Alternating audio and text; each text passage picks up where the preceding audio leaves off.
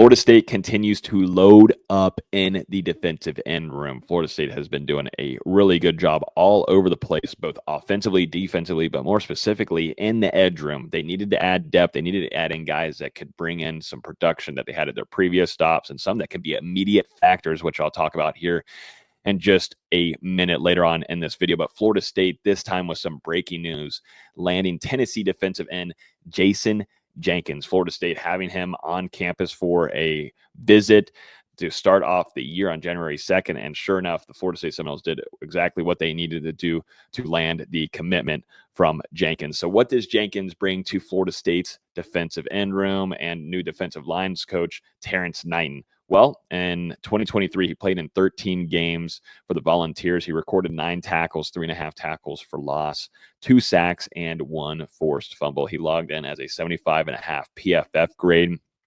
And overall, though, coming in as a 3-star recruit in the 2022 class, his entire career stats log in as a 21 games played, 15 tackles, 4.5 tackles for loss, 2 sacks, and 1 forced fumble. So, yes, it's one of those players where you're not seeing a whole ton of production numbers primarily, but you got to think now Florida State is wanting to add depth because of how thin they are in their current room right now outside of the transfers that they brought in. He's 6'6", 281 pounds, and he also has 2 seasons of eligibility remaining.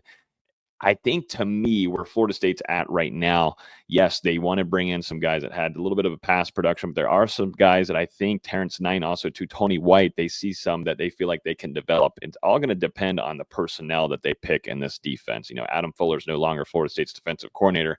This is now Tony White's defense, and he's picking out the personnel that he thinks fits this new scheme on the defensive side of the ball. Florida State has loaded up through the transfer portal now with 4 defensive ends coming in. James Williams, which you started off with, which was a hot grab for the Seminoles. They needed that because they want to get guys that can get to the quarterback and just cause pressure and cause havoc and just be a menace. Florida State missed that last season with Pat Payne and Marvin Jones Jr.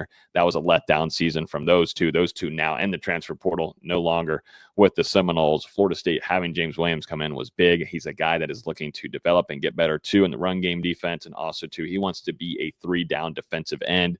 He's someone that we're going to see a lot of in this 2025 season moving forward. And they also brought in another guy, Deontay McRae, coming from Western Kentucky, who has 2 seasons of eligibility remaining as well. Really big physical guy that, having 2 years there, I think is going to be great for Terrence Knight and what he can work with him to get him better as well. And also to come in with some good numbers at the production level. And then to the Amante Diggs coming from Coastal Carolina.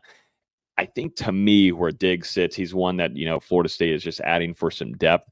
I would probably put Jenkins here, the new addition from Tennessee. I'd probably put him in that Deontay McRae kind of boat there because both of those guys have 2 years of eligibility remaining. Yes, they played at their past stops, but that's probably where I would put them at in a tier if I had to. Florida State, what they have returning, there's a reason why they're going and adding so many guys, is because Florida State only has Jaden Jones, who's a redshirt senior, and then redshirt junior Aaron Hester as well in that group. Looking at what Florida State, though, did in the early signing day period, they brought in LaJesse Harold, who I'm very, very high on. Really good with the numbers at the high school level.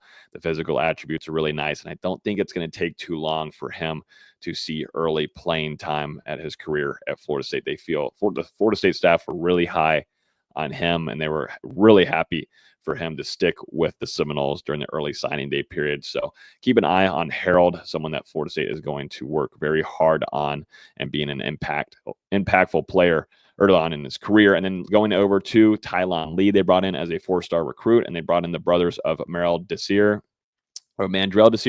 and Daryl Desir. So Florida State starting to add some more to this defensive end room. It's starting to load up a good bit, definitely with some production. You're getting a blend here. It's kind of going in 3 phases. So you've got some young high school guys like we were just talking about there with LaJesse Harold, and then some guys that got to be developed. And then you also got some 2 that have played at the college level that still want to get developed and get better and improve. And then you've also got like a guy like James Williams, who still, got to work and get better as well. Like I said, he wants to be a down defensive end, not just a guy that you bring on third downs for a pass rush to get to the quarterback for a sack.